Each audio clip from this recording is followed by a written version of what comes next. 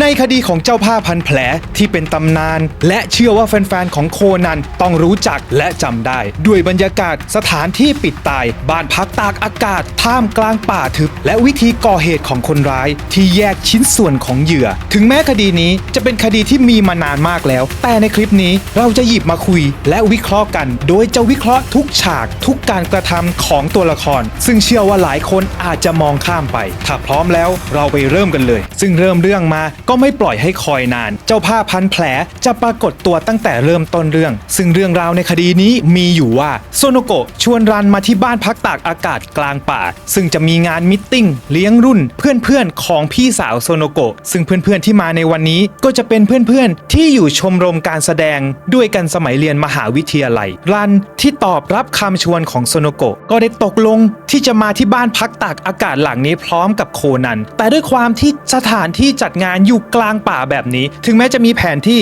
แต่รันกับโคนันก็เดินหลงป่ากันอยู่พักใหญ่จนกระทั่งมาถึงทางที่จะไปบ้านพักตากอากาศจนได้ซึ่งบ้านพักตากอากาศที่ว่าเป็นบ้านพักตากอากาศที่ตั้งอยู่กลางป่าทึบแล้วก็มีเหวล้อมรอบทางเดียวที่จะข้ามไปบ้านพักตากอากาศหลังนั้นก็คือสะพานเชือกที่ดูแล้วไม่ค่อยจะแข็งแรงสักเท่าไหร่รันกับโคนันที่กำลังจะเดินข้ามสะพานเชือกไปแต่ก็ถึงกับต้องพังงะเพราะว่ามีคนใส่ผ้าคลุมสีดำทั้งตัวยืนอยู่กลางสะพานเชือกแถมพอหันหน้ามาที่หน้าก็พันผ้าพันแผลทั้งหน้าอีกด้วยรันกับโคนันถึงกับขนลุกเจ้าผ้าพันแผลพอเห็นรันกับโคนันก็รีบวิ่งไปทางบ้านพักตากอากาศรันกับโคนันก็เลยสงสัยว่าคนนี้เขาเป็นใครมาที่บ้านพักตากอากาศของโซโนโกะด้วยหรือเปล่าซึ่งตรงจุดนี้ผมเคยสงสัยมาก่อนว่าทำไมรันกับโคนันถึงสงสัยว่าคนท่าทางประหลาดแบบนี้จะเป็นคนที่มาบ้านพักของโซโนโกะทั้งที่ถ้าเจอคนแปลกประหลาดแบบนี้น่าจะคิดว่าเป็นคนปกติหรือเปล่าหรือว่าเป็นพวกคนร้ายโรคจิตกันแน่ผมเคยสงสัยแบบนี้มาก่อนแต่ว่าพอมาคิดดูดีๆที่นี่บ้านพักของโซโนโกะในวันนี้จะเป็นการรวมตัวคนจากชมรมการแสดงซึ่งถ้าเกิดพูดถึงชมรมการแสดงแล้วจะมีคนแต่งตัวแบบนี้มาที่ชมรมการแสดงมันก็เป็นไปได้เหมือนกันที่คนนี้จะเป็นเพื่อนของพี่สาวโซโนโกะแต่ถ้าเรามองดูดีๆเจ้าผ้าพันแผลนั่นไม่ได้วิ่งเข้าไปในบ้านแต่วิ่งเลี้ยวเข้าไปในป่าซึ่งพอรันกับโคนันเดินข้ามมาถึงบ้านพักตากอากาศโซโนโกะก็ออกมาต้อนรับพอโซโนโกะเห็นโคนันก็ถึงกับผิดหวังเล็กน้อยเพราะว่าโซโนโกะตั้งใจจะชวนรันมาหาผู้ชายแต่รันดันเอาโคนันมาด้วยทำให้แผนการหาผู้ชายไม่ค่อยจะสะดวกสักเท่าไหร่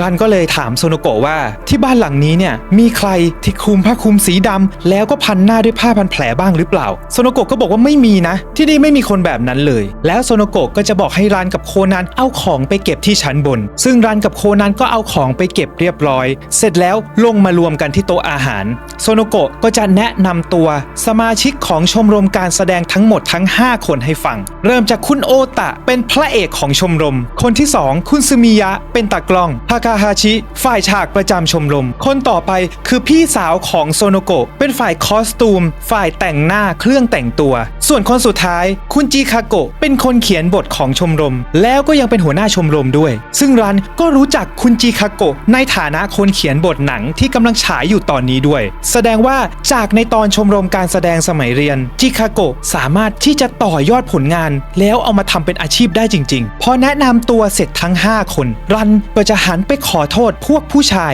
บอกว่าเมื่อกี้ขอโทษด้วยนะคะโซโนโกะก็ถามรันว่ามีอะไรเหรอรันก็บอกอ๋อเปล่าไม่มีอะไรจริงๆแล้วเมื่อกี้ตอนที่รันกับโคนันเอาของไปเก็บที่ชั้นบนด้วยความที่ชั้นบนมีห้องอยู่หลายห้องรันที่ไม่รู้ว่าห้องของตัวเองคือห้องไหนคืนไปถึงเจอห้องไหนก็เปิดประตูไปทุกห้องปรากฏว่าไปเจอทั้งพี่ตากล้องเจอทั้งพี่พระเอกแล้วก็เจอทั้งพี่ฝ่ายฉากกำลังเปลี่ยนเสื้อผ้าอยู่ซึ่งความที่ไม่ได้เคาะห้องก่อนเข้าไปของรันก็เลยทำเรื่องขายหน้าไปในฉากนี้อยากจะชวนมาดูกล้องของคุณซึมิยะกันสักนิดหนึ่งซึ่งกล้องที่เห็นเป็นกล้องในลักษณะแฮนดิแคมในสมัยนั้นเป็นของราคาแพงและไม่ได้ใช้กันอย่างแพร่หลายสักเท่าไหร่ซึ่งคนที่มีกล้องในลักษณะนี้ส่วนมากก็จะเป็นคนที่ทำงานเกี่ยวข้องในการถ่ายวิดีโอทั้งนั้นไม่ได้มีคนที่ใช้ทั่วไปเหมือนสมัยนี้และแน่นอนว่าสมัยก่อนโทรศัพท์ยังถ่ายรูปถ่ายวิดีโอไม่ได้แถมยังจะเป็นแค่โทรศัพท์บ้านด้วยซ้ำเพราะฉะนั้นสำหรับคุณซึมิยะที่มีกล้องแบบนี้แสดงว่าชอบการถ่ายวิดีโอมากเลยทีเดียวกล่าวอะไรกับแฟนๆหน่อยสิครับเชิญเลยครับพอทีเถอะซึมิยะคุง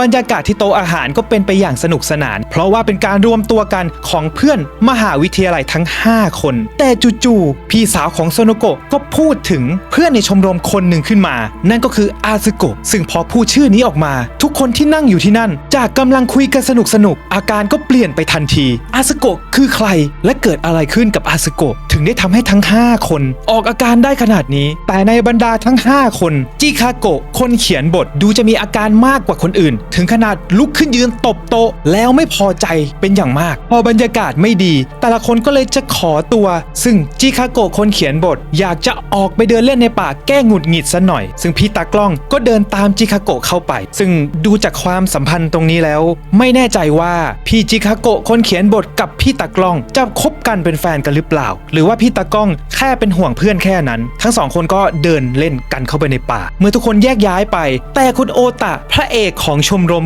ยังอยู่ในห้องอาหารนั้นซึ่งแน่นอนด้วยความเป็นพระเอกความเท่นั้นก็ไปเตะตาโซโนโกะเข้าโซโนโกะเล็งพี่พระเอกคนนี้เอาไว้แต่ว่าพี่พระเอกคนนี้เดินเข้ามาแล้วก็บอกว่าเราไปเดินเล่นกันไหมโซโนโกะดีใจนึกว่าชวนตัวเองแต่ไม่ใช่จริงๆแล้วมาชวนรันไปรันที่กำลังงงแต่คุณโอตะก็คว้ามือรันแล้วก็พาไปเดินเล่นในป่าซึ่งโคนันกับโซโนโกะก็ไม่ค่อยพอใจเท่าไหร่แล้วก็รีบวิ่งตามไปซึ่งโคนันกับโซโนโกะ2คนนี้สะกดรอยตามรันกับโอตะไปแบบเงียบๆไม่ให้ห่างสายตาซึ่งขณะที่รันกับคุณโอตะเดินเล่นอยู่ในป่าฝนก็ตกรันบอกกับโอตะว่าตัวเองมีคนที่ชอบแล้วโอตะก็เลยบอกว่าเสียดายนะเนี่ยที่เธอมีคนที่ชอบแล้วแต่เดี๋ยวฉันจะสอนความรักแบบผู้ใหญ่ให้เธอแล้วโอตะก็ยื่นหน้าไปใกล้รันทำท่าจะจูบรันแต่ว่ารันที่ทำอะไรไม่ถูกยืนตัวแข็งอยู่อย่างนั้นด้วยความที่ฝนตกหนักก็เลยมีฟ้าผ่าขึ้นมารันที่ตกใจเสียงฟ้าผ่าก็เลยวิ่งเตลิดเข้าไปในป่ารันวิ่งลงเข้าไปกลางป่าพอรู้สึกตัวอีกทีก็ไม่เจอใครแล้วก็เลยส่งเสียงเรียกว่าคุณโอตะอยู่ที่ไหนแต่ก็ไม่มีใครตอบแต่ว่าจู่ๆเจ้าผ้าพันแผลคนที่เจอตรงสะพานเชือกในตอนแรกก็โผล่มาแต่คราวนี้ไม่ได้โผล่มาเฉยๆถือขวานมาด้วยไอ้เจ้าผ้าพันแผลเอาขวานเนี่ยพยายามจะฟันไปที่รันแต่รันก็กระโดดหลบได้แล้วก็กรี๊ดเสียงดังทำให้โซโนโกะกับโคนันวิ่งมาเจอไอ้เจ้าผ้าพันแผลเห็นว่าท่าไม่ดีก็เลยวิ่งหนีเข้าป่าไปหน่อยบ้าจริงคนเมื่อกี้นี่ใครกันอะ เสร็จแล้วทุกคนก็เลยกลับมารวมตัวกันที่บ้านพักแล้วเล่าเหตุการณ์ที่เกิดขึ้นเมื่อกี้ให้ฟังซึ่งในตอนนั้นแต่ละคนก็แยกกันอยู่ไม่ได้มีใครที่อยู่กับใครก็เลยไม่มีใครที่มีหลักฐานยืนยันเพราะว่าโอตะเล่าให้ฟังว่าหลังจากที่รันวิ่งไปโอตะก็พยายามที่จะวิ่งไปหารันให้เจอส่วนคู่ของจิคาโกะกับพี่ตากล้องก็แยกกันจิคาโกะบอกว่ายังอยู่ในป่าแต่พี่ตากล้องบอกว่าเดินกลับไปเอาร่มพี่สาวโซโนโกะก็บอกว่าไม่เห็นส่วนทาคาฮาชิฝ่ายฉากก็บอกว่าซ่อมหลังคาอยู่ข้างบนก็เลยไม่เห็นทั้งที่เจ้าผ้าพันแผล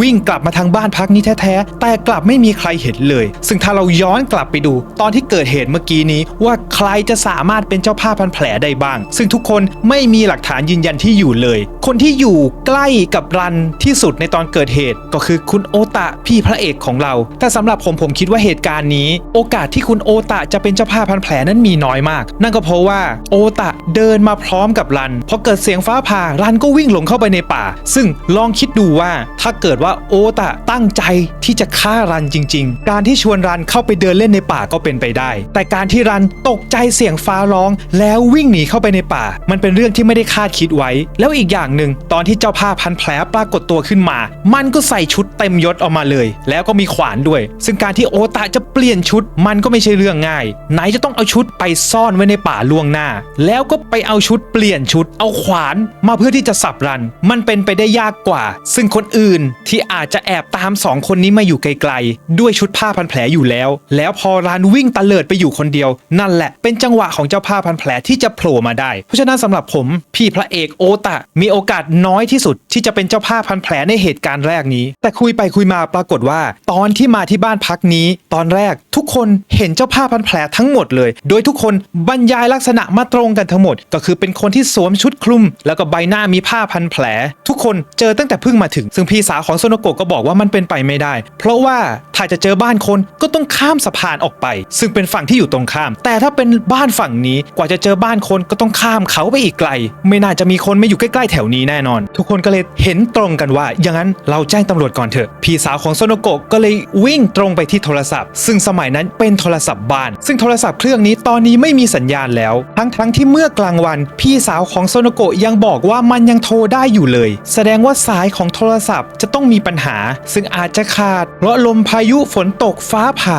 หรืออาจจะเป็นฝีมือของคนที่ตัดสายโทรศัพท์ก็ได้ด้วยความที่เจ้าผ้าพันแผลมันปรากฏตัวออกมาทำร้ายรันแล้วก็โทรศัพท์โทรไม่ได้ทาคาฮาชิก็เลยสติแตกบอกว่าต้องเป็นฝีมือของเจ้าผ้าพันแผลนั่นแน่ๆแล้วก็วิ่งออกจากบ้านไปเพื่อนๆทุกคนรีบวิ่งตามทาคาฮาชิออกไปทาคาฮาชิตั้งใจจะข้ามสะพานกลับไปฝั่งนู้นแต่ปรากฏว่าก็ไปไม่ได้ เกิดอะไรขึ้นเหรอ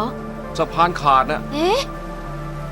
มันก็น่าจะขาดนั่นแหละเต่าจะตายไปนี่นะ เพราะว่าสะพานพังไปที่เรียบร้อยแล้วซึ่งการที่สะพานมันพังมันก็ไม่ใช่เรื่องแปลกอะไรเพราะว่าสะพานนี้เป็นสะพานเชือกที่ไม่ได้ดูแข็งแรงแล้วก็เก่าการที่มันจะขาดมันก็เป็นไปได้แต่โคนันบอกว่าไม่ใช่นี่ไม่ใช่การขาดของสะพานโดยธรรมชาติสะพานนี้ขาดด้วยฝีมือคนที่ตัดเชือกของสะพานไปซึ่งก็เป็นอย่างที่โคนันพูดเสาที่เอาไว้ผูกเชือกของสะพานมีรอยขวานฟันอยู่เต็มไปหมดซึ่งทาคาฮาชิก็โวยวายขึ้นมาอีกว่าต้องเป็นฝีมือของเจ้าผ้าพันแผลแน่จิคาโกะที่ได้ยินก็ไม่ค่อยสบอารมณ์บอกว่าไร้สาระไอ้เจ้าผ้าพันแผลเหรอไม่กลัวหรอกทำร้ายได้เฉพาะเด็กผู้หญิงถ้าพวกเรากลัวไปมากกว่านี้ก็จะเข้าแผนเข้าทางของมันพอดีทุกคนก็เลยตกลงกันว่าจะกลับเข้าไปในบ้านก่อนที่จะไปกันต่อผมขอพูดถึงสะพานที่เพิ่งขาดไปตรงนี้นิดหนึ่งตรงที่ว่าใครที่เป็นแฟนนิยายมังงะหรืออนิเมะแนวสืบสวนสอบสวนเห็นสะพานแบบนี้แล้วก็คงต้องรู้ชะตากรรมของสะพานว่าทำไม่ขาดเพราะโดนตัดก็ต้องโดนไฟไหม้อย่างแน่นอนเพราะว่าทริคตัดการหนีที่คนร้ายใช้ตัดการหนีของเหยื่อก็เป็นทริคคลาสสิกที่นักเขียนแนวสืบสวนสอบสวนชอบใช้กันกลับเข้ามาสู่เนื้อเรื่องพี่สาวของโซโนโกะก็ตามขึ้นไปส่งจิคาโกะถึงหน้าห้องซึ่งแน่นอนว่าตอนนี้เจ้าผ้าพันแผลก็อาจจะป้วนเปี้ยนอยู่ในป่ารอบๆบ้านจิคาโกะก็เลยจะขอพักผ่อนในห้องซะหน่อยแต่พอเหลือบไปตรงช่องใต้ประตูก็มีกระดาษแผ่นหนึ่งเสียบเอาไว้อยู่จิคาโกะหยิบขึ้นมาอ่านแล้วหน้าถอดสีแล้วก็รีบกลับเข้าไปในห้องบอกว่าอยากจะพักผ่อนกระดาษที่เสียบเอาไว้มันเขียนอะไรไว้กันแน่จิคาโกะถึงได้ออกอาการขนาดนี้ถึงขนาดบอกว่าจะไม่ออกมากินข้าวเย็นเลยด้วยซึ่งที่ชั้นล่างตอนนี้มีรันโคนันโซโนโกะแล้วก็พี่สาวโซโนโกะกำลังเตรียมอาหารอยู่โคนันก็เลยถือโอกาสถามถึงเรื่องเพื่อนสมัยเรียนที่พี่สาวโซโนโกะหลุดปากพูดออกมาคนที่ทำให้จิคาโกะถึงกับตบโต๊ะขึ้นมาอย่างไม่พอใจนั่นแหละพี่สาวโซโนโกะก็เลยยอมเล่าให้ฟังว่าเพื่อนคนนั้นชื่อว่าอาซึโกะเมื่อ2 ปีก่อนเขาจบตัวเองด้วยการผูกคออยู่ในห้องชมรมการแสดงแล้วหลังจากนั้นทุกๆคนในชมรมการแสดงก็แยกย้ายกันเลยแล้วพี่สาวโซโนโกะก็ขอโคนันว่าอย่าพูดถึงเหตุการณ์นั้นอีกเพราะว่าทุกคนก็ไม่ได้เจอกันมานานไม่อยากให้ได้ยินเรื่องราวแบบนี้อีกครั้งแล้วพี่พระเอกกับพี่ตากล้องก็เดินมาสมทบที่ห้องอาหารพี่สาวของโซโนโกะก็ตะโกนเรียกทาคาฮาชิที่ซ่อมหลังคาอยู่ข้างบนให้ลงมากินข้าวพร้อมกันซึ่งตลอดเวลาที่อยู่ที่นี่พี่ตากล้องก็ถ่ายเหตุการณ์ไว้ทุกเหตุการณ์สมกับเป็นตากล้องของชมรมการแสดงแต่จู่ๆทาคาฮาชิที่ซ่อมหลังคาอยู่ข้างบนก็ตะโกนขึ้นมาว่าเฮ้ยใครอะมีใครบางคนอยู่ตรงนั้นด้วยโอตะก็เลยตะโกนถามไปว่ามีอะไรเหรอทาคาฮาชิบอกว่ามีใครก็ไม่รู้อยู่แถวหน้าต่างข้างล่างน่ะสายตาทุกคู่ก็เลยจับจ้องไปที่หน้าต่างข้างล่างแล้วภาพที่ไม่น่าจะเกิดก็ปรากฏออกมาไอ้เจ้าภาพพันแผลอุ้มจิคาโกะผ่านหน้าต่างไปโคนันก็เลยรีบวิ่งกระโดดออกหน้าต่างตามเจ้าผ้าพันแผลโอตาหันมาบอกพวกผู้หญิงให้รออยู่ที่บ้านส่วนพวกผู้ชายจะวิ่งตามโคนันและเจ้าผ้าพันแผลไปวิ่งตามเข้าไปในป่ายิ่งลึกก็ยิ่งมืดในที่สุดก็เจอร่างของจิคาโกะแต่มันไม่ได้เป็นการเจอจิคาโกะทั้งตัวเป็นการเจอจิคาโกะแบบทีละชิ้นทีละชิ้นเจอขาจิคาโกะก่อนเสร็จแล้วมาเจอแขนแล้วสุดท้ายก็เจอลำตัวของจิคาโกะแต่พอพี่ตากล้องไปอุ้มจิคาโกะขึ้นมาหัวก็ล่วงลงมาที่พื้นจิคาโกะถูกแยกชิ้นเป็นส่วนๆแล้วทิ้งอยู่ในป่าหลังจากเกิดเหตุทุกคนก็เข้ามารวมตัวกันในบ้านพวกผู้ชายก็จะเล่าเหตุการณ์ให้พวกผู้หญิงฟังว่าเมื่อกี้ตอนที่ออกตามจิคาโกะไปเจออะไรมาบ้างโอตะบอกกับทุกคนว่ามันก็สมควรแล้วนี่จิคาโกะดันออกไปเดินเล่นคนเดียวมืดๆค่ำๆการที่โอตะพูดแบบนี้แสดงให้เห็นเลยว่าความสัมพันธ์ในความเป็นเพื่อนของโอตะกับจิคาโกะดูแล้วจะไม่ค่อยลงรอยกันสักเท่าไหร่ซึ่งตอนนี้ทุกคนก็ตัดสินใจ ว่าจะต้องผ่านคืนนี้ไปให้ได้ แล้วคืนพรุ่งนี้จะหาทางลงเขาไปแจ้งตำรวจเพราะฉะนั้นสิ่งที่ทำได้ตอนนี้ก็คือการตรวจกรประตูและหน้าต่างว่าล็อกดีหรือเปล่าล็อกสนิทไหมเพื่อที่เจ้าผ้าพันแผลจะได้บุกเข้ามาไม่ได้ทุกคนช่วยกันไปตรวจดูกรอนประตูหน้าต่างกันเถอะค่ะแล้วพอเช้าเราจะได้รีบลงเขาไปแจ้งตำรวจกันนะคะแต่ในขณะที่โคนันรันแล้วก็โซโนโกะกำลังช่วยกันล็อกประตูด้านหน้าโคนันไปเปิดตู้รองเท้าดูแล้วก็ไม่เจอรองเท้าแตะของคุณจิคาโกะแสดงให้เห็นว่าจิคาโกะไม่ได้ออกจากบ้านเข้าไปในป่าทางประตูหน้าแต่เลือกทางประตูหลังออกไปโซโนโกะก็เลยสงสัยว่าหรือว่าเจ้าผ้าพันแผลบุกเข้ามาในห้องของจิคาโกะแล้วจับจิคาโกะออกไปจากห้องซึ่งรันก็บอกว่าเป็นไปไม่ได้เพราะว่าตอนเกิดเหตุรันกับโซโนโกะแยกย้ายกันไปล็อกประตูหน้าต่างรันที่เข้าไปในห้องของจิคาโกะปรากฏว่าหน้าต่างก็ล็อกดีไม่มีวี่แววการเปิดหรืองัดแงะพอไปดูที่ประตูหลังปรากฏว่าเจอรองเท้าแตะของจิคาโกะจริงๆแสดงว่าจิคาโกะออกจากประตูหลังไปด้วยตัวของเธอเองไม่ได้โดนเจ้าผ้าพันแผลอุ้มออกไปแล้วสาเหตุมันคืออะไรทำไมต้องออกไปทางประตูหลังเหมือนกับว่าไม่อยากให้ใครเห็นว่ากำลังออกไปจากบ้านตอนนี้ก็ถึงเวลาเข้านอนรันกับโคนันจะนอนห้องเดียวกันซึ่งรันก็ไปลงกรหน้าต่างปิดม่านเรียบร้อยหันมาเห็นโคนันกำลังทำหน้าครุ่นคิดอยู่รันก็เลยบอกโคนันว่าไม่ต้องกลัวนะถ้าเกิดมันมาแล้วก็พี่สาวคนนี้จะซัดมันให้ร่วงไปเลยโคนันได้แต่คิดในใจว่าเมื่อตอนกลางวันที่มันโผล่ออกมายังกรี๊ดสลั่นเลยโคนันก็เลยคิดอะไรได้บางอย่างว่าทำไมไอ้เจ้าผ้าพันแผลมันถึงต้องจงใจเล่นงานรันด้วยรันก็บอกจะไปรู้เหรอคนแบบนั้นมันจะทำร้ายใครก็ได้ซึ่งก็จริงอย่างที่รันพูดเพราะว่าจะพวกคนร้ายโรคจิตบางทีมันทำไปเพราะว่าแค่อยากทำเท่านั้นไม่ได้มีแรงจูงใจที่ชัดเจนโคนันก็เลยสงสัยว่าพี่รั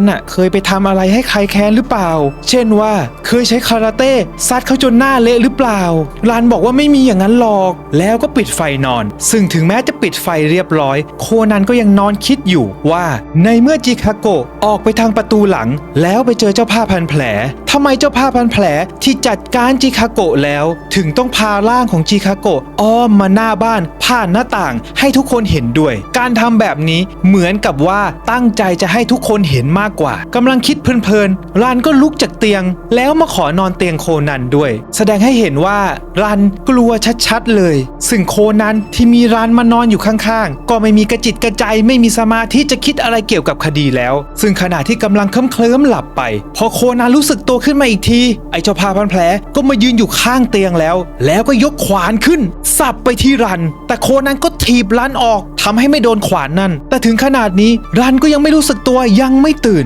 ตอนนี้ในห้องมีเจ้าผ้าพันแผล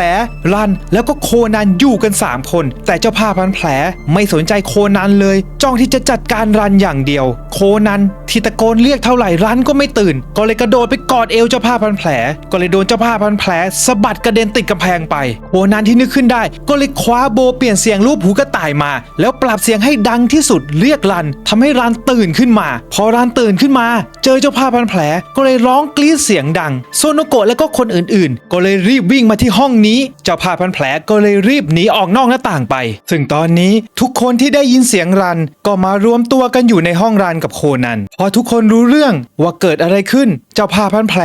มันบุกเข้ามาอีกแล้วก็เลยไปช่วยกันสำรวจกลอนที่หน้าต่างปรากฏว่ากลอนก็ล็อกอยู่ดีแต่มีร่องรอยของการตัดกระจกโดยร่องรอยตัดกระจกเป็นวงกลมให้พอดีกับข้อมือเพื่อที่จะล้วงเข้ามาแล้วปลดล็อกกลอนหน้าต่างได้ซึ่งช่องทางที่เจ้าผ้าพันแผลเข้ามาก็น่าจะเป็นต้นไม้ใหญ่ที่อยู่ข้างระเบียงของห้องนี้เจ้าผ้าพันแผลน่าจะปีนต้นไม้ต้นนั้นขึ้นมาแล้วก็ตัดกระจกให้พอเอามือล้วงผ่านกระจกเข้ามาได้แล้วก็ปลดกลอนจากนั้นค่อยเข้ามาในห้องแล้วทำร้ายรันนี่คือข้อสันนิษฐานของพี่ตากล้องที่คุยกับพี่พระเอกนั่นไงคงจะปีนต้นไม้ขึ้นมาบนระเบียงแน่ๆเลยล่ะมันร้ายจริงๆฮะ แต่โคนันรู้สึกว่าไม่ใช่เลยนั่นก็เป็นเพราะว่าฝนข้างนอกก็ยังคงตกหนักอยู่ถ้าเกิดว่าเจ้าผ้าพันแผล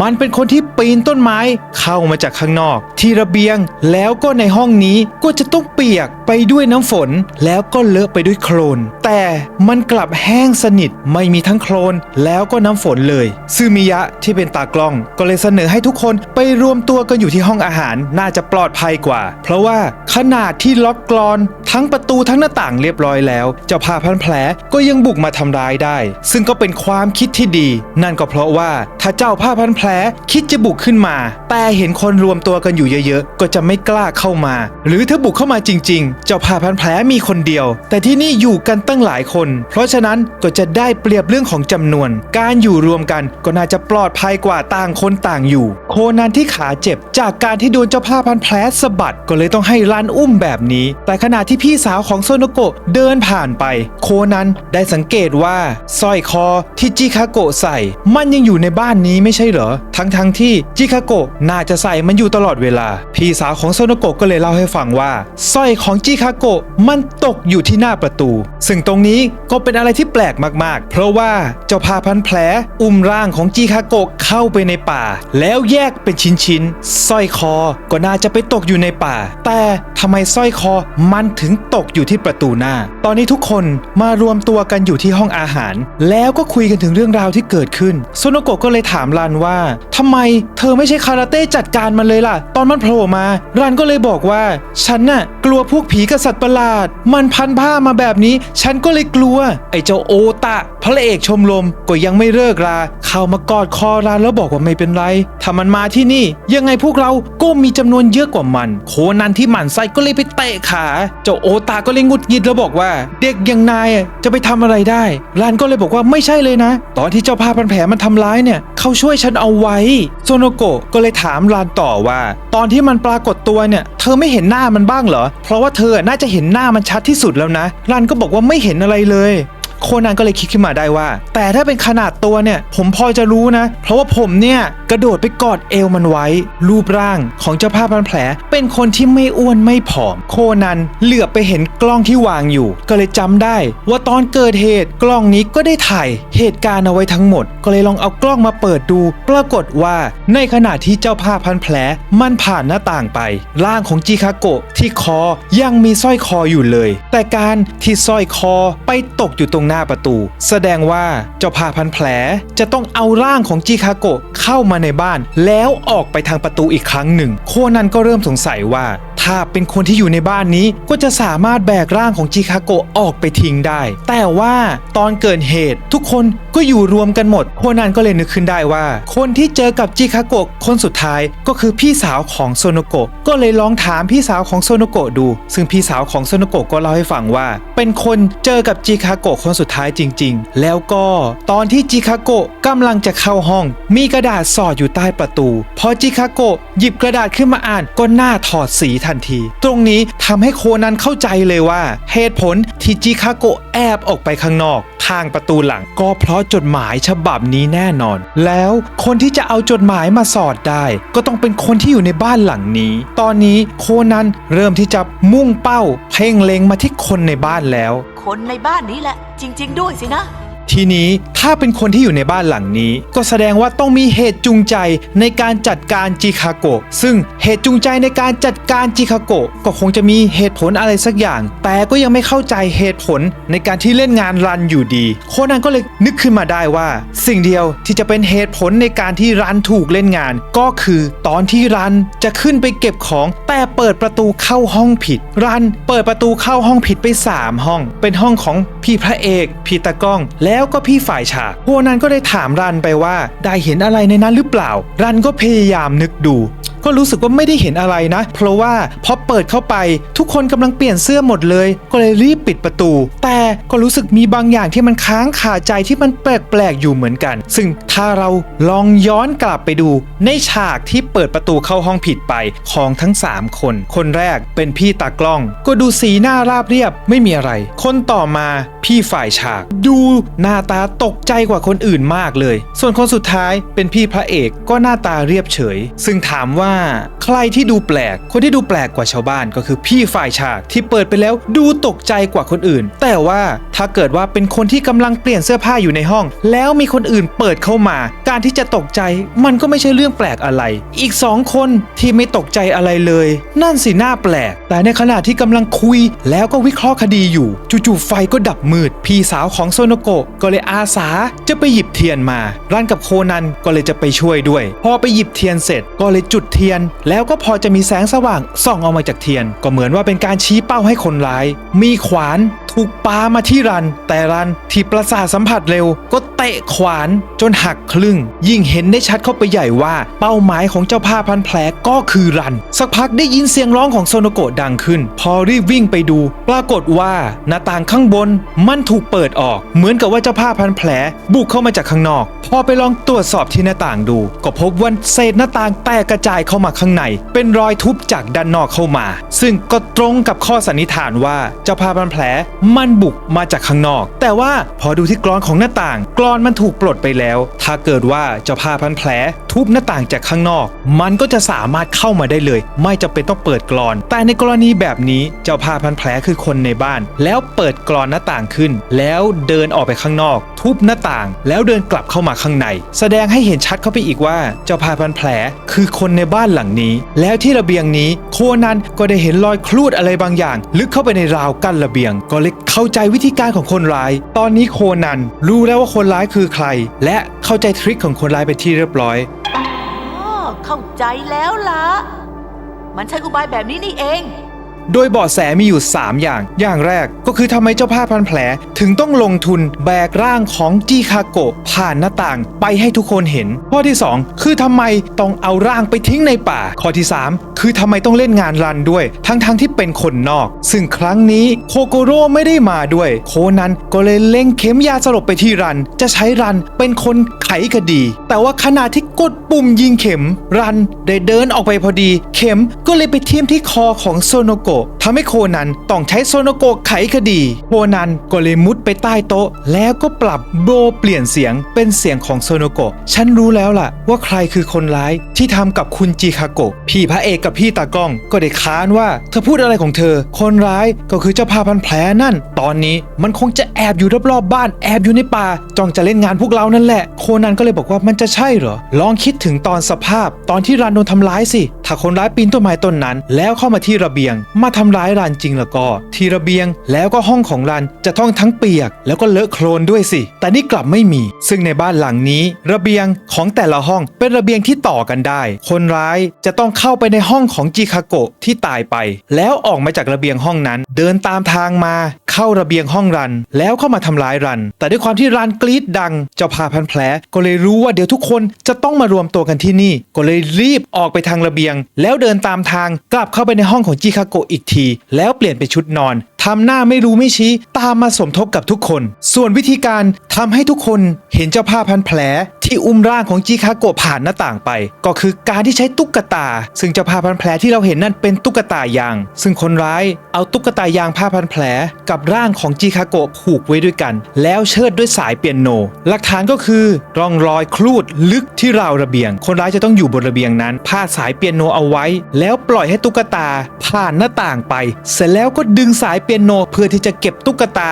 กับร่างของจิคาโกะขึ้นมาซึ่งแน่นอนว่าการเชิดหุ่นจากระเบียงคนที่ทำได้ก็คือคนที่อยู่ตรงระเบียงณขนาดนั้นทาคาฮาชิฝ่ายฉากเขาก็คือคนร้ายของคดีนี้ทาคาฮาชิก็เลยถามกลับไปว่าถ้าเกิดฉันเป็นคนทำล่ะก็แล้วหลังจากนั้นฉันทำยังไงกับร่างของจิคาโกะที่ดึงขึ้นมาล่ะเพราะว่าฉันก็วิ่งตามไปกับทุกคนแล้วก็เจอร่างของจิคาโกะเป็นชิ้นๆพร้อมกับทุกคนนั่นแหละซึ่งทาคาฮาชิก็ไม่ได้เอาร่างของจิคาโกะไปด้วยสักหน่อยแต่ตรงนี้มีหลักฐานตรงที่ว่าสร้อยคอของจิคาโกะมันตกลงที่ประตูหน้าแสดงว่าร่างของจิคาโกะเคยผ่านตรงนั้นถึงแม้ว่าทาคาฮาชิจะปฏิเสธว่าไม่ได้ถืออะไรไปด้วยเลยแต่จริงๆแล้วทาคาฮาชิไม่ได้เอาร่างของจิคาโกะทั้งตัวไปแต่เอาเพียงแค่หัวเพราะว่าอย่าลืมว่าร่างของจิคาโกะที่เจอในป่ามันก็เป็นชิ้นๆอยู่แล้วแต่ทาคาฮาชิก็ยังแถอยู่ว่าแล้วมีเหตุผลอะไรล่ะที่ตัวเขาเองต้องไปทำร้ายจิคาโกะทำร้ายรันแล้วก็มีอีกสิ่งหนึ่งที่ทาคาฮาชิพยายามอยากจะหยิบมา อ้างแต่ก็พูดไม่ออกทาคาฮาชิกำลังจะยกหลักฐานว่าตัวของเขามีรูปร่างที่อ้วนไม่ได้ผอมเหมือนที่โคนันบอกว่ากระโดดไปกอดเอวของคนร้ายซึ่งที่ทาคาฮาชิไม่กล้าพูดคำนี้ออกมาเต็มปากนั่นก็เพราะว่ากลัวจะโดนถามกลับว่าอ้วนจริงหรือเปล่าเขาคงไม่กล้าที่จะพูดเพราะว่ากลัวฉันจะถามกลับว่า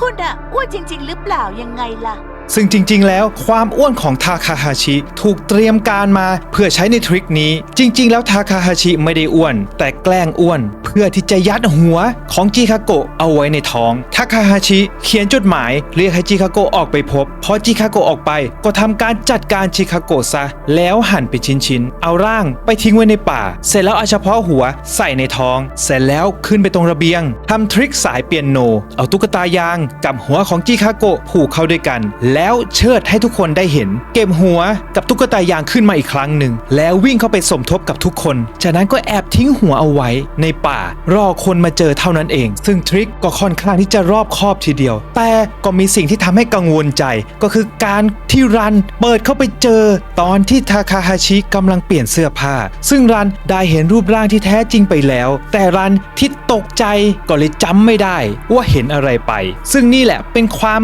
ตะขิดตะขวงอยู่ในใจของรันแต่ยังนึกไม่ออกว่ามันคืออะไรทาคาฮาชิก็เลยพยายามที่จะเก็บรันให้ได้ไม่ว่าจะเป็นการที่รอบเข้าไปทำร้ายรันในป่ากลัวที่จะหนีออกไปได้ก็เลยตัดสายโทรศัพท์ตัดสะพานซะพยายามที่จะเข้ามาจัดการตอนกลางคืนตอนนอนแล้วก็พยายามที่จะดับไฟแล้วก็จัดการในคืนนั้นอีกครั้งซึ่งตรงนี้เป็นการเปิดเผยมากจนเกินไปว่าเป้าหมายคือรันทำให้โคนันเอะใจได้จนสาวไปถึงเหตุจูงใจในการจัดการรันซึ่งสิ่งที่เรียกจิคาโกะออกไปก็คือจดหมายฉบับนั้นที่สอดไว้ใต้ประตูของจิคาโกะเนื้อความพูดถึงเรื่องราวของอาซึโกะที่ได้จบตัวเองในห้องของชมรมเมื่อ2 ปีก่อนในสมัยเรียนทาคาฮาชิกับอาซึโกะสนิทกันอาซึโกะมีความฝันว่าอยากเป็นนักเขียนบทเธอมักจะเขียนบทหนังเอามาให้ทาคาฮาชิอ่านอยู่บ่อยๆด้วยความมุ่งมั่นและแววตาที่สดใสแต่จู่ๆอาซึโกะก็จบตัวเองโดยที่ทาคาฮาชิก็ไม่รู้ว่าเป็นเพราะอะไร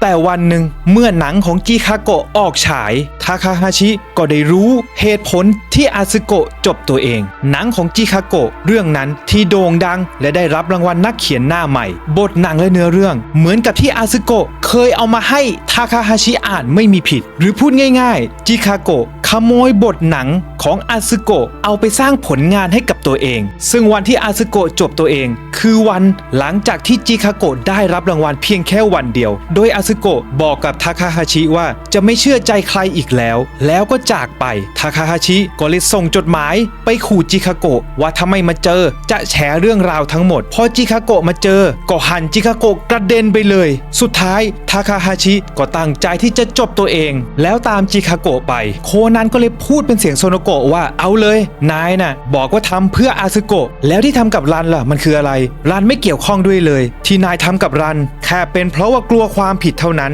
นายบอกว่านายเป็นทูตแห่งความถูกต้องแต่จริงๆแค่กระหายเท่านั้นแหละคำพูดนี้ทำให้หยุดทาคาฮาชิเอาไว้ได้สุดท้ายคดีนี้เป็นคดีที่เพื่อนทรยศเพื่อนแล้วทำให้เพื่อนอีกคนหนึ่งก็คือทาคาฮาชิกลายเป็นปีศาจที่มาแก้แค้นเพื่อนอีกทีซึ่งถึงแม้คดีนี้จะผ่านไปนานแล้วผมก็ยังประทับใจคดีนี้อยู่แล้วก็อยากจะมาวิเคราะห์เพิ่มต่ออีกนิดนึงว่าจากการที่ผมได้เห็นคนที่คุยกันในโซเชียลกันมากมายเกี่ยวกับการเอาหัวซ่อนไว้ในพุงฉากที่ผมอยากจะคุยก็คือฉากที่เจ้าผ้าพันแผลมันผ่านหน้าต่างไปครั้งแรกพร้อมกับร่างของจิคาโกะซึ่งเราจะเห็นแค่หัวจริงๆตรงนี้โคนันน่าจะต้องรู้ตั้งแต่แรกแล้วว่านี่ไม่ใช่ทั้งตัวแต่เป็นแค่หัวนั่นก็เพราะว่าพอเจ้าผ้าพันแผลมันผ่านไปโคนันกระโดดออกนอกหน้าต่างแล้ววิ่งตามเจ้าผ้าพันแผลไปแล้วก็ไปเจอร่างของจิคาโกะเป็นชิ้นอยู่ซึ่งสมมุติว่าถ้ามีเจ้าผ้าพันแผลตัวจริงมันแบกร่างของจิคาโกะทั้งตัวไป